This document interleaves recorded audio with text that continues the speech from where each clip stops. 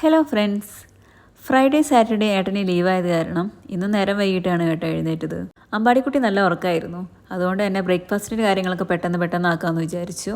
ബ്രേക്ക്ഫാസ്റ്റിന് ഇന്ന് പുട്ടും കടലയാണ് കേട്ടോ. നമ്മൾ കടലക്കറി വയ്ക്കുന്നത് വറുത്തരച്ചിട്ടാണ്.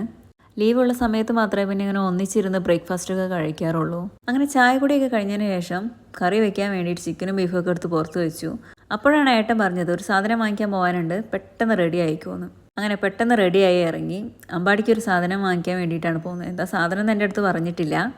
അപ്പോൾ പോകുന്ന വഴിക്ക് കുറച്ച് സ്വീറ്റ്സൊക്കെ വാങ്ങി അതൊക്കെ കഴിച്ചിട്ടാണ് കേട്ടോ പോയത്. എന്ത് സാധനം വാങ്ങിയെന്ന് ഞാൻ പിന്നെ പറയാം. ഇനി നമുക്കൊന്ന് ഡ്രാഗൺ സിറ്റിയിൽ പോകാനുണ്ട്. ഡ്രാഗൺ സിറ്റി എന്ന് പറയുന്നത് നമ്മുടെ ബിൽഡിങ്ങിൻ്റെ തൊട്ടപ്പുറത്ത് തന്നെയുള്ള മാളാണ് കേട്ടോ. അങ്ങനെ ഞങ്ങൾ പെട്ടെന്ന് റെഡി ആയിട്ട് ഡ്രാഗൺ സിറ്റിയിലേക്ക് പോയി. ഏട്ടൻ ഒന്ന് രണ്ട് സാധനങ്ങൾ വാങ്ങിക്കാനുണ്ടെന്ന് പറഞ്ഞിരുന്നു.